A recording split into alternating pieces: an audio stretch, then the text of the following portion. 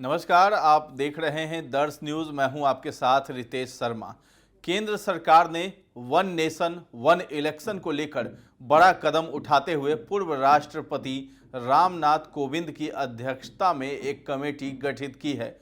पूर्व राष्ट्रपति की अध्यक्षता में कमेटी कानून के सभी पहलुओं पर विचार करेगी और एक देश एक चुनाव की संभावना का पता लगाएगी। कमेटी लोगों की राय भी लेगी। पैनल में और कौन शामिल होंगे इस बारे में अभी जानकारी सामने नहीं आई है। सदस्यों के बारे में अधिसूचना बाद में जारी की जाएगी। वन नेशन वन इलेक्शन के विचार का मतलब देश में लोकसभा और विधानसभा चुनाव एक साथ कराए जाने से है। बता दें कि केंद्र सरकार साल 2018 से ही वन नेशन वन इलेक्शन पर जोर देती आ रही है। हालांकि विपक्ष इसके विरोध में है। केंद्र सरकार ने 18 से 22 सितंबर के बीच 5 दिवसीय विशेष सत्र बुलाया है। ये जानकारी संसदीय कार्य मंत्री प्रहलाद जोशी ने सोशल मीडिया पोस्ट के जरिए दी है। पिछले 10 सालों में ये पहली बार है जब मोदी सरकार ने कोई स्पेशल सेशन बुलाया है। माना जा रहा है कि इस दौरान एक बार फिर one nation one election bill केंद्र सरकार ला सकती है। बताते चले कि मोदी सरकार ने 18 से 22 सितंबर तक लोकसभा और राज्यसभा का विशेष सत्र बुलाया है, जिसमें 5 बैठकें होनी है। कहा जा रहा है कि सरकार समान नागरिक संहिता यानी यूसीसी और महिला आरक्षण बिल भी पेश कर सकती है। आखिर क्या है ये one nation one election bill और क्यों बीजेपी इसके पक्ष में है? सवाल है कि विशेष सत्र क्यों? मोदी सरकार क्या कोई बड़ा कदम उठाने वाली है? इसे लेकर अटकलें लगनी शुरू हो गई है और 3 बातें भी निकलकर सामने आई हैं। सबसे पहले समझ लेते हैं कि क्या है वन नेशन वन इलेक्शन। आसान शब्दों में इसका मतलब यह है कि एक ही समय पर लोकसभा और विधानसभा चुनाव करवाना। मौजूदा समय में बीजेपी इसके पक्ष में है। उनका विचार है कि वन नेशन वन इलेक्शन से खर्चा भी कम आएगा।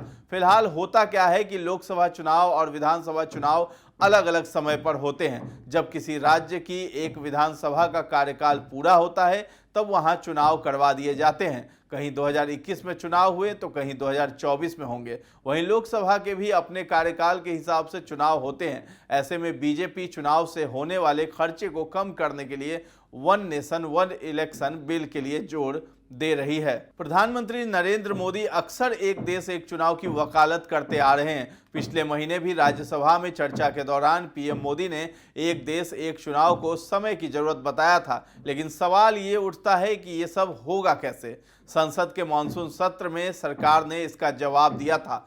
केंद्रीय कानून मंत्री अर्जुन राम मेघवाल ने संसद में बताया था कि साथ में चुनाव कराने के लिए संविधान के अनुच्छेद 83, 85, 172, 174 और 356 में संशोधन करना होगा। आपको बता दें कि आज़ादी के बाद 1952, 1957, 1962 और 1967 में लोकसभा और विधानसभा के चुनाव एक साथ ही होते थे। इसके बाद 1968 और 1969 में कई विधानसभाएं समय से पहले ही भंग कर दी गई।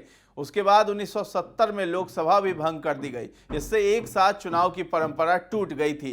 अगस्त 2018 में एक देश एक चुनाव पर लॉ कमीशन की रिपोर्ट भी आई थी। इस रिपोर्ट में सुझाव दिया गया था कि देश में 2 फेज में चुनाव कराए जा सकते हैं। पहले फेज में लोकसभा के साथ ही कुछ राज्यों के विधानसभा चुनाव और दूसरे फेज में बाकी राज्यों के विधानसभा चुनाव। लेकिन इसके लिए कुछ विधानसभाओं का कार्यकाल बढ़ाना होगा तो किसी को समय से पहले भंग करना होगा और ये सब बगैर संविधान संशोधन के मुमकिन नहीं है। अब आइए जानते हैं संशोधन की क्यों जरूरत है। अगस्त 2018 में एक देश एक चुनाव पर लॉ कमीशन की रिपोर्ट आई। इस रिपोर्ट में सुझाव दिया गया कि देश में 2 फेज में चुनाव कराए जा सकते हैं। पहले फेज में लोकसभा के साथ ही कुछ राज्यों के विधानसभा चुनाव और दूसरे फेज में बाकी राज्यों के विधानसभा चुनाव। लेकिन इसके लिए कुछ विधानसभाओं का कार्यकाल बढ़ाना होगा तो किसी को समय से पहले भंग करना होगा और ये सब बगैर संविधान संशोधन के मुमकिन नहीं दिखाई पड़ता है। और अब जान लेते हैं ये 5 अनुच्छेद क्या कहते हैं। अनुच्छेद 83, इसके मुताबिक लोकसभा का कार्यकाल 5 साल तक रहेगा। अनुच्छेद 83(2) में प्रावधान है कि इस कार्यकाल को एक बार में सिर्फ 1 साल के लिए बढ़ाया जा सकता है।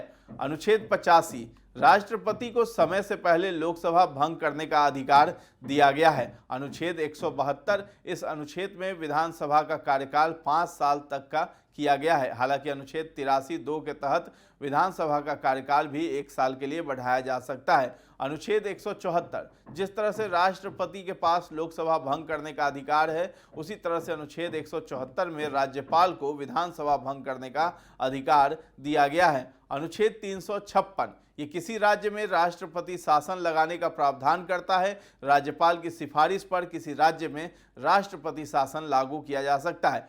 फिर आइए जान लेते हैं कि साथ हो सकते हैं चुनाव या नहीं। विकल्प 1 है, कुछ राज्यों के चुनाव लोकसभा चुनाव के साथ ही होते हैं। कुछ राज्यों में लोकसभा से कुछ महीने पहले होते हैं, तो वहीं कुछ राज्यों में लोकसभा चुनाव के कुछ महीनों बाद ही चुनाव होते हैं। ऐसे में कुछ राज्यों में विधानसभा समय से पहले भंग करके और कुछ का कार्यकाल बढ़ाकर लोकसभा चुनाव के साथ ही चुनाव कराए जा सकते हैं। कैसे हो सकता है ये चुनाव? मध्य प्रदेश, छत्तीसगढ़, राजस्थान, मिजोरम और तेलंगाना में विधानसभा चुनाव लोकसभा चुनाव से कुछ महीने पहले होने हैं। इसी तरह आंध्र प्रदेश, अरुणाचल प्रदेश, हरियाणा, महाराष्ट्र, ओडिशा और सिक्किम में चुनाव लोकसभा चुनाव के कुछ महीनों बाद होंगे। ऐसे में जिन राज्यों में पहले चुनाव होने हैं उनका कार्यकाल बढ़ाया जाए और जहां बाद में चुनाव होने हैं वहां समय से पहले विधानसभा भंग की जाए। तो फिर अप्रैल मई में लोकसभा चुनाव के साथ ही यहां विधानसभा चुनाव हो सकते हैं।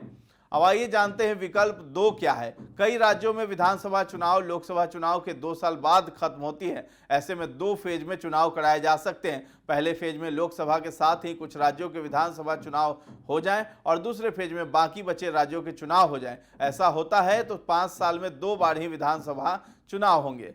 अब कैसे हो सकता है ये? असम, बिहार, गोवा, गुजरात, हिमाचल प्रदेश, झारखंड, कर्नाटक, केरल, मणिपुर, मेघालय, नागालैंड, दिल्ली, पुडुचेरी, पंजाब, तमिलनाडु, त्रिपुरा, उत्तर प्रदेश, उत्तराखंड और पश्चिम बंगाल में होने वाले विधानसभा चुनाव और लोकसभा चुनाव में 1 से 2 साल का अंतर है। ऐसे में इन राज्यों में दूसरे फेज में चुनाव कराए जा सकते हैं। अब आइए नजर डालते हैं विकल्प 3 पे। लॉ कमीशन ने अपनी रिपोर्ट में सुझाव दिया था कि अगर एक साथ चुनाव नहीं कराए जा सकते तो फिर 1 साल में होने वाले सभी चुनाव साथ में करा दिए जाएं। इससे साल में बार बार होने वाले चुनाव से बचा जा सकेगा। लेकिन कैसे हो सकते हैं ये चुनाव? हमारे देश में हर साल औसतन 5 राज्यों में विधानसभा चुनाव होते हैं। इन सभी राज्यों में विधानसभा का कार्यकाल अलग अलग महीनों में खत्म होता है। इस वजह से साल भर कहीं ना कहीं चुनाव का माहौल रहता है। ऐसे में इन सभी राज्यों में एक साथ ही चुनाव करवा दिए जाएं। ऐसा हुआ तो कोई दिक्कत नहीं होगी। फिर साथ चुनाव कराने पर भी 2 तरह की संवैधानिक दिक्कतें आ सकती हैं।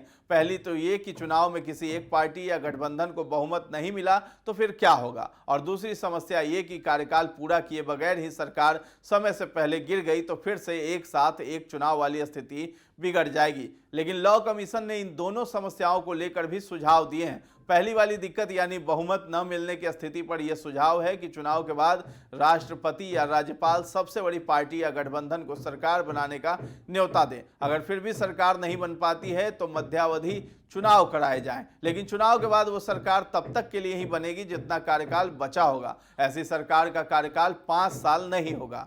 दूसरी दिक्कत यानी सरकार गिरने की स्थिति में लॉ कमीशन का सुझाव था कि अविश्वास प्रस्ताव के जरिए मौजूदा सरकार को तभी हटाया जाना चाहिए जब दूसरी सरकार पर विश्वास हो, ताकि समय से पहले लोकसभा या विधानसभा भंग न हो। पर इससे क्या होगा? एक साथ चुनाव कराए जाने के पीछे सबसे बड़ा तर्क ये पैसों की बचत का दिया जाता है। कानूनन लोकसभा चुनाव का खर्च केंद्र और विधानसभा चुनाव का खर्च राज्य सरकार उठाती है। अगर किसी राज्य में लोकसभा के साथ साथ विधानसभा चुनाव भी हो तो फिर केंद्र और राज्य मिलकर खर्चा उठाते हैं। लॉ कमीशन ने अपनी रिपोर्ट में 2014 के लोकसभा चुनाव के आसपास हुए कुछ राज्यों के विधानसभा चुनाव के खर्च की तुलना की थी। इसमें बताया था कि लोकसभा चुनाव के आसपास 5 राज्यों हरियाणा, झारखंड, मध्य प्रदेश, दिल्ली और महाराष्ट्र में विधानसभा चुनाव हुए थे। इन राज्यों में लोकसभा चुनाव के वक्त जितना खर्च हुआ था लगभग उतना ही विधानसभा चुनाव में भी हुआ था। उदाहरण के लिए महाराष्ट्र में लोकसभा चुनाव के वक्त 487 करोड़ रुपए खर्च हुए थे, जबकि विधानसभा चुनाव में